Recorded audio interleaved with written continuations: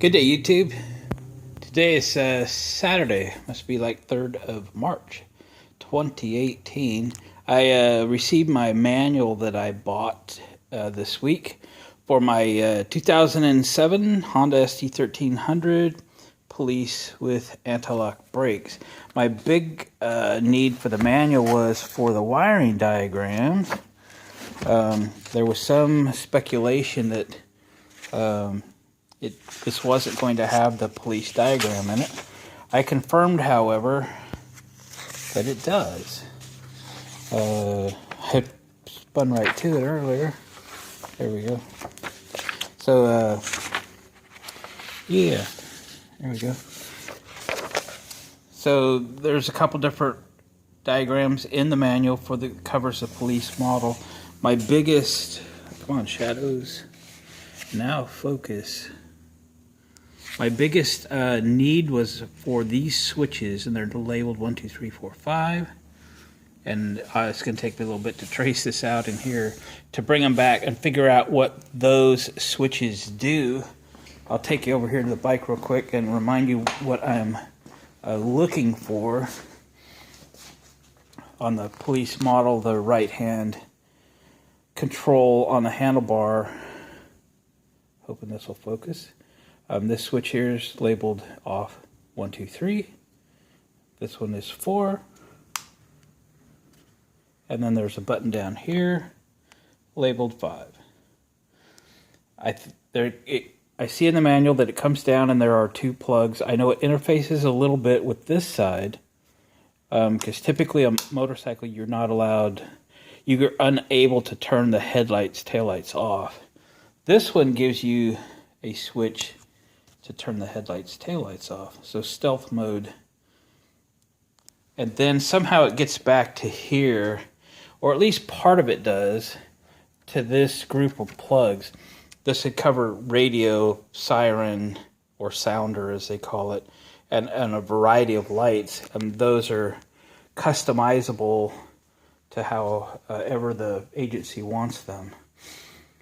So, my goal is to connect strobes that are of legal colors, so no reds or blues up front type of thing. Just make them ambers up front. I think you're also allowed to run green, and then reds in the rear. I think you're also allowed to run ambers, but I'll just do reds in the rear, ambers in the front, keep it simple, and tie them into 2 of the switches up here, so you could run just fronts or just rears.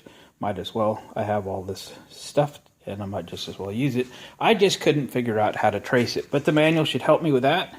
I'm standing right in the light, aren't I? This had a couple of relays that somebody pulled out. They just cut all the wiring. Look at all the ends that were left. So I've cleaned this up so that nothing shorts out or burns down. What I've done so far is hook this 75 amp relay back up.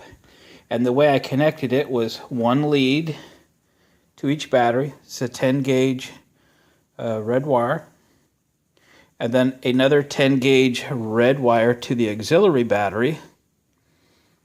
And so the coil, which makes the switch operate, makes the relay operate.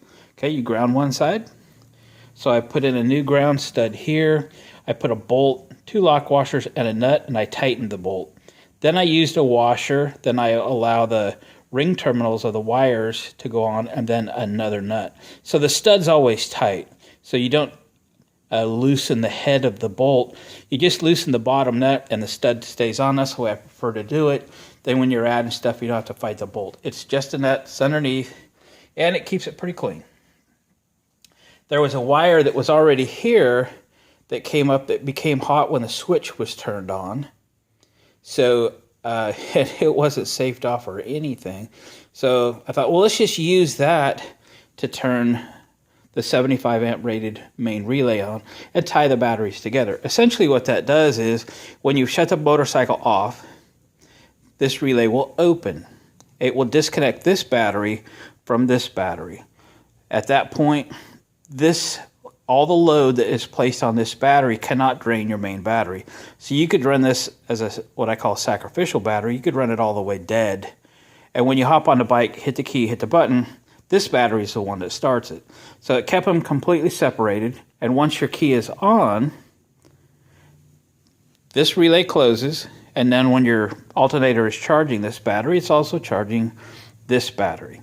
And by nature, electricity will flow to the deadest battery first anyway, or it will provide the most charge to this battery because this one's really not needing it.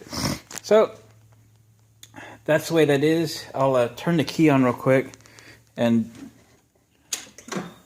you can hear the relays. I'll cycle that a time or two. Over here, off.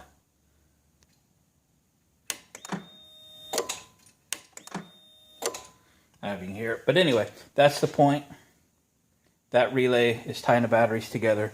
So I haven't sorted any of these out. I just got the manual. I'll have to spend a little bit of time with it, make myself a diagram, figure out which pin on what connector does what, and pick out a couple of functions and run with that.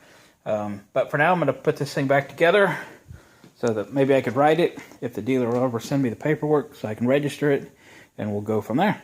So just a quick update on this old police bike, and I think I've gone through it enough just to learn that the wiring is safe now. Now I just need to go through the bike and see how its service is and make it ready to ride. Maybe clean it up a little bit, because it's pretty well scratched up and some idiot touched it up and they did a horrible job. So not that I need it to be pretty, that was my whole point, but you know, let's keep it as nice looking as it can. Thanks you guys for commenting, watching, subscribing, and we'll catch you on the next one.